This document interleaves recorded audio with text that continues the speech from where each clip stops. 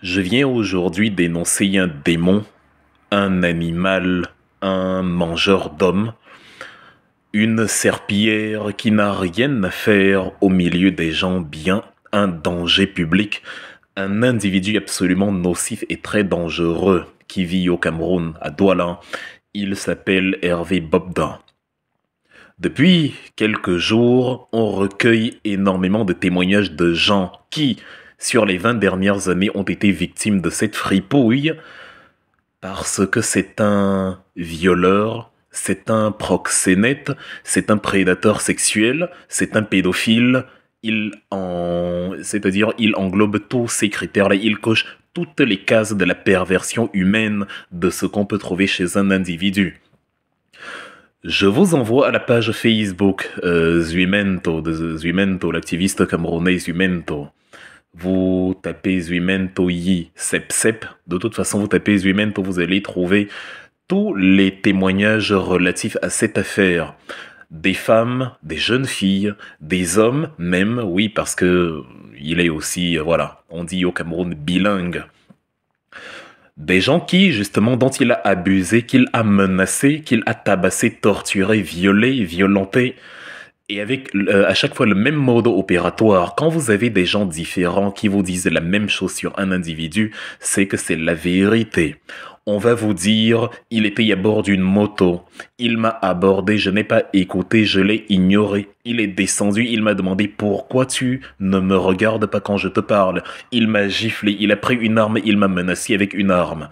Une autre femme va vous raconter, il m'a invité au restaurant, c'était très bien. Et après, il m'a dit, viens, je te veux avec moi dans la chambre, tu seras ma coépouse. J'ai plusieurs femmes. Et quand j'ai refusé, il m'a giflé, il m'a menacé avec une arme. Systématiquement, il a une arme sur lui. Il menace ses victimes avec une arme. C'est-à-dire, c'est immédiatement la brutalité, l'envie de tuer, la sauvagerie, c'est-à-dire tout ce qu'il y a de pourri chez un être humain.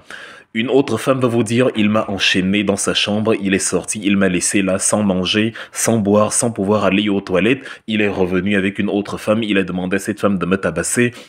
Voilà. Une autre va dire, je ne voulais pas. Il a dit, si tu n'acceptes pas, je te tue. Donc j'ai accepté, je l'ai laissé faire. Après, il m'a dit, voilà, de ne pas m'épiler, de garder la pilosité sur mon corps. Il m'a dit, voilà, de faire des parties à plusieurs avec d'autres hommes, d'autres femmes, d'autres et tout le tralala. C'est un prédateur sexuel. Il ne recule devant rien. Vous avez 15 ans, vous avez 16 ans, vous avez 17 ans. Il s'en fout. Il est entouré de personnes tout aussi perfides que lui, qui sont chargées de recruter pour lui des jeunes filles, voire des jeunes hommes dont il peut abuser comme ça, contre leur gré. Il leur dit, j'ai des amis haut placés, je suis lieutenant-colonel, je suis un haut cadre de l'armée, vous ne pouvez rien me faire. Il se fait passer pour quelqu'un de haut placé et on l'a vu dans une vidéo opérant des saluts avec la garde présidentielle. Parce que comme je le dis toujours, le Cameroun, mon pays, est dirigé par un gang de malfrats qui ont transformé le pays en soupçon de pays, qui fait que les les animaux, les prédateurs sexuels, les assassins, les tueurs comme Amougou Belinga, comme ce Hervé Bobdan, ne sont jamais inquiétés ou alors ça met du temps. Il faut qu'il y ait une pression d'enfer pour qu'ils soient enfin coffrés, pendant que de petits leaders d'opinion comme Olivier Bibo-Missac, comme Salomon Beyès, des gens qui expriment simplement leurs opinions politiques, sont enfermés. On leur donne 7 ans. Nous ne voulons pas donner à nos enfants ce pays-là. Si les vieillards d'aujourd'hui, les momies ambulantes comme Paul Biya, Niad Jifenji, tous ces vieillards-là, les Kavaï, Yegi Djibril, tous ces hommes du temps passé qui, je ne sais pas, littéralement prolongent leur vie sur le sang de la jeunesse camerounaise, si eux veulent que leurs enfants héritent de ce pays-là, qu'ils créent cette sorte de pays-là dans leur maison, dans leur petit carcan familial. Le Cameroun que nous voulons léguer à nos enfants n'est pas celui où les violeurs, les prédateurs sexuels, les pédophiles, on voit au chapitre narguent les populations et haussent les épaules parce qu'ils sont soutenus par des hauts cadres de l'armée et qu'ils ont des amis ou des cousins ou des frères haut placés, pendant que de simples activistes politiques, de simples leaders politiques sont menacés, de simples journalistes comme Martinez sont assassinés tous les jours parce qu'ils ont voulu dire la vérité, parce qu'ils ont voulu faire leur travail d'investigation, leur travail de journaliste, parce qu'ils ont voulu dénoncer ce qui ne va pas. Il est hors de question que ces vieillards-là continuent d'espérer qu'ils vont vivre 100 000 ans pendant qu'ils vont grappiller ces années-là sur le dos de chaque jeune Camerounais dont ils vont prendre la dignité, prendre la virginité, prendre l'avenir, prendre l'estime de soi, prendre l'espérance, prendre, voilà, toutes les forces vitales que la jeunesse a.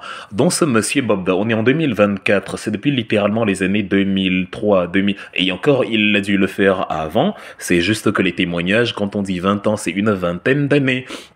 C'est quelqu'un, il a le vice dans le sang. Son père, qui disposait de la chaîne de quincaillerie Afrique Construction, et d'après les témoignages, a été justement un individu pas très éloigné de ce que le fils est aujourd'hui. On dit qu'on ne dit pas du mal des morts, mais je suis désolé, vous n'allez pas dire aux Juifs à Jérusalem de dire du bien de Hitler, ou vous n'allez pas dire aux Palestiniens de dire du bien de Netanyahou quand celui-ci sera mort alors qu'il a déjà tué 24 000 personnes. Vous n'allez pas dire qu'on doit dire du bien de quelqu'un qui a été le prédateur sexuel des femmes, des filles à autrui, voire des maris à autrui, ou quelqu'un qui justement s'adonne à ce genre de choses comme ce Hervé Bobda. Et donc, paraît-il, les pratiques de son père ont déteint sur lui parce que son père était coutumier du fait où il justement abusait des femmes de ses employés, d'après les témoignages, où il fouettait, où il maltraitait, torturait ses employés sur le lieu de travail, et dont le fils, il a très bien copié, tel père, tel fils, dit-on en France. Le serpent accouche le serpent, dit-on au Cameroun. Ça fait qu'il a bien appliqué la leçon du paternel et aujourd'hui il reproduit cela. Et il est encore en liberté au moment où je fais cette vidéo. Il y a une quarantaine de personnes et encore, les témoignages affluent à compte-gouttes. Il y en a plus de 200. C'est-à-dire, il y a plusieurs centaines de personnes dont il a abusé comme ça, qu'il a attrapé des jeunes gens, des jeunes filles, des jeunes garçons, qu'il a amenés, il est entouré de gorilles, il amène ces gens chez lui. Quand vous refusez, si vous êtes un homme, les gorilles vous saignent, vous saignent, C-E-I-G-N-E-N-T, vous saignent, vous ceinturent, vous attrapent, vous musellent, vous immobilisent. Et voilà, vous met dans la position inconfortable que vous imaginez très bien. Et lui, il vient et il fait sa sale besogne. Vous rentrez en tant qu'homme, vous êtes dévasté, vous êtes déprimé, vous êtes détruit. On a émasculé votre être. C'est-à-dire, on vous a non seulement violé, mais en plus, vous qui êtes hétérosexuel avez été violé par quelqu'un de même sexe. Et il continue, il nargue, il dit à toutes les femmes, je suis quelqu'un de haut placé, pourquoi tu ne veux pas être avec moi? Il gifle, il claque. Et comme on est dans un pays bizarre, on est dans un pays où, comme dans le cas de Martinez, devant la gendarmerie, tu protestes devant les gendarmes quand Martinez Zogo dit « Ils sont en train de m'assassiner, ils sont en train d'essayer de me tuer, ils sont à ma poursuite, il y a une voiture là qui vient de me heurter, ils ont prévu de me capturer, ils sont en train de me tuer. » Tu essayes d'escalader le portail de la gendarmerie, on te regarde, on te laisse te faire kidnapper, on t'assassine sous le silence incroyable, totalement insidieux du gouvernement et de son ministre de la Communication, Emmanuel Sadi. C'est donc un pays comme ça où, quand vous êtes sur le terrain politique, on vous fait comprendre subitement que non, Paul Biya est le plus informé des Camerounais. Donc si on vous a arrêté et qu'on vous a donné 10 ans de prison pour votre activité politique, c'est parce que Paul Biya a su que vous planifiez un coup d'État. Pendant ce temps, Paul Biya n'est pas au courant qu'il y a un violeur qui sévit dans la plus grande ville du Cameroun, la ville la plus peuplée du Cameroun. Ses agents de la sécurité, ses services de renseignement, la DGRE, qui est informé sur tout, qui connaît le nombre de cheveux que vous avez sur votre tête, ne sait subitement pas qu'il y a quelqu'un qui mène la vie dure, qui pourrit la vie à des familles entières, qui tabasse des femmes mariées, c'est-à-dire qui harcèle des femmes mariées, qui viole des petites filles, qui viole des garçons, qui fait un commerce de filles et de mineurs dans un réseau de proxénétisme impliquant les services de la gendarmerie, impliquant les services de l'État, impliquant les services du gouverneur. Vous avez des noms comme des noms qui vont sortir comme s'y a investigué évidemment, mais des noms qui vont sortir comme ceux du lieutenant Onambele, ceux du commandant de la C1000, de la sécurité militaire, Joël Émile Bankoué. Bon, lui, il n'est jamais très loin quand une affaire saugrenue pointe son nez. Et donc c'est Hervé Bobdin qui, prétend, il a des affinités avec les arts martiaux. Il paraît qu'il vient même d'Occident. Sur sur l'un des récits, il est dit que c'est quelqu'un qui a vécu en France et qui a été expulsé, ou du moins qui ne peut pas retourner en France parce que en France, il est sorti d'une affaire de meurtre où la personne assassinée était prétendument sa petite amie. Et donc, le même, en tout cas, le témoignage qui est fait de lui en France est exactement le même qu'il applique lui-même à Yaoundé, à Douala, où il sévit principalement dans des restaurants comme le Fouquet's, au centre-ville de Douala, où il vient, il vous invite, vous essayez, il vous amène chez lui, que vous ayez vos menstruations, il s'en fout, il peut vous retirer votre serviette, il vous menace, il amène des hommes, il amène des femmes, on vous intimide, on vous menace, et dès qu'on a fini de vous violer, il vous dit, si tu essayes de parler, je sais où te trouver, je vais te tuer. C'est comme ça qu'il fonctionne toujours au Cameroun. Tous les hauts gradés, tous les hauts placés pervers qui sont au Cameroun et qui abusent des jeunes gens et qui font ce type de pratiques ont dans l'ADN la culture de vous dire si tu essayes de parler, tu vas voir. Et c'est pour ça que beaucoup de gens pendant des années ne disent rien. Et c'est pour ça que même aujourd'hui, ceux qui parlent le font sous couvert de l'anonymat. Moi, je ne monétise pas ma page Facebook ou ma page YouTube dont je dis les choses comme elles sont. Nos pages sont très restreintes et la portée de ce que nous disons est très faible parce que nous, on dénonce, on essaye de rendre utile les réseaux sociaux. Les pages qui sont mises en avant sont les pages des amuseurs publics qui distraient la galerie. À faire des pitreries ça et là et qui sont vues et likées des milliers de fois, ces pages ne sont jamais restreintes, il n'y a pas de problème. Avec les 3-4 personnes qui suivent nos témoignages, nous témoignons, nous disons devant l'histoire que des animaux comme ce Hervé Bobda doivent être arrêtés immédiatement. Et ceux qui pensent qu'ils ne sont pas concernés, qu'ils sachent que vos filles, vos femmes sont en danger, peut-être même que vos filles ou vos femmes ont déjà subi cela, mais elles sont rentrées chez vous, elles n'ont rien dit. Beaucoup de femmes se font violer, vivent des années avec leur mari, emportent même leurs secrets dans la tombe sans que leur mari ne soit au courant. Et enlève donc dans ta tête que ça ne te concerne pas. Et encore, ce n'est pas que dans des milieux pauvres. Le Fouquet, cette Douala, c'est des milieux plutôt huppés, c'est des milieux plutôt confortables, plutôt aisés, où quand on veut élever un peu le niveau, on se met sur 131, on y va manger. Donc il ne faut pas se dire que c'est une affaire de pauvres. Il y a des filles qui disparaissent pendant 2, 3 jours, 4 jours, on se dit qu'elles sont chez leur petite amie, la fille rentre à la maison, elle se fait même brimer, tabasser par son père, pourtant elle était entre les mains d'un animal comme celui-là, et elle ne peut pas témoigner, elle ne peut pas parler parce qu'elle est terrorisée, parce qu'elle est paralysée, parce que il lui a fait faire des choses qu'elle ne comprenait pas. Parce que il y a des gens, il y a des filles qui témoignent que c'était une fête. Il y a l'une des personnes avec qui il travaille, entre guillemets, l'un des freluquets avec qui il évolue pour justement lui l'approvisionner en femmes, parce que c'est vraiment comme ça que ça fonctionne. C'est comme une marchandise qui vient par conteneur. Les pauvres filles, on leur dit, c'est une fête. Et dans la naïveté des adolescentes du Cameroun, dont certaines, voyant une certaine opulence, un certain confort, se disent que je vais trouver mon compte, se retrouvent, sans qu'elles ne s'y attendent, entre les mains justement d'un quinquagénaire, il doit avoir plus de 50 ans, qui justement leur fait comprendre que la fête à laquelle tu pensais assister, une fête, je ne sais pas, une fête pour adolescents, une boîte de nuit ou un truc pour jeunes, ce n'est pas ça du tout. Ici, on est là pour organiser des orgies forcées. Et si tu ne veux pas, il te sort son arme à feu et il te menace. Le récit de toutes les victimes est d'une concordance inouïe. Toutes les victimes vous disent, il a sorti son arme à feu. Toutes les victimes vous disent, j'ai parlé, j'ai essayé de parler, il a sorti son arme à feu. Il m'a menacé à l'arme à feu. Certains vous disent, il a sorti l'arme à feu. J'ai continué de l'insulter, de lui dire de me foutre la paix, et avec du recul, je me demande qu'est-ce qui m'a pris. Peut-être que je pensais qu'il bluffait parce que n'ayant jamais vu une arme à feu, oui, il y a des gens comme ça qui ont risqué leur vie en regardant la mort en face, sans réaliser qu'ils étaient vraiment sous la menace d'une arme à feu. C'est un individu très dangereux. Ce n'est même pas le diable en personne. Je ne sais pas si le diable existe. On lui colle tout sur le corps pendant que les principales victimes, les principaux coupables sont là et devraient pleinement assumer leurs actes. Cet homme il est démon de son propre démonisme ou de sa propre démonité ou de sa propre démonologie, à vous de voir. Il est intrinsèquement mauvais, intrinsèquement cynique, intrinsèquement dangereux. Nous n'allons pas, comme dans le cas d'Amogo Belinga, cette vidéo est une première d'une longue série, nous en ferons tous les jours.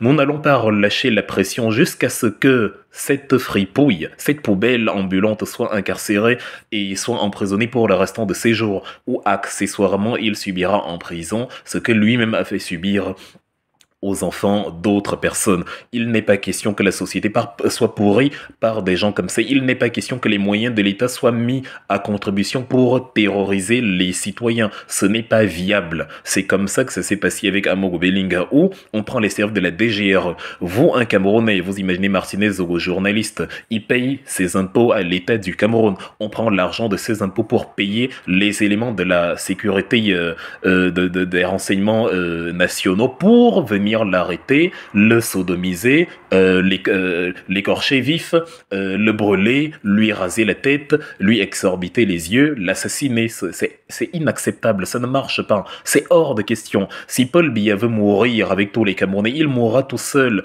Nous lui subsisterons. C'est un homme du passé, il a 91 ans. Il a créé un système totalement reptilien, au sens mais vraiment de reptilien, au sens au sens du reptile, du serpent qui essaye d'étouffer la nation tout entière. Ça ne marchera pas avec nous. Nous voulons un Cameroun différent pour la génération qui vient après nous, et déjà pour nos petits frères, et déjà pour nous-mêmes qui sommes relativement jeunes. Je compte bien vivre encore quelques petites dizaines d'années, et je ne veux pas vivre dans un pays où vous ne pouvez pas sortir dans la rue parce que quelqu'un qui soi-disant a de longs bras peut s'autoriser à kidnapper votre femme, à kidnapper votre fils, votre fille ou vous-même, et à s'adonner à ses pulsions animales, tout en sachant que rien ne va lui arriver parce qu'il a des amis haut placés. Il faut que ce pays-là, qui est devenu un soupçon de pays parce que les dirigeants sont complices de toutes les barbaries et passent plus de temps à enfermer ceux qui dénoncent la malgouvernance, ceux qui dénoncent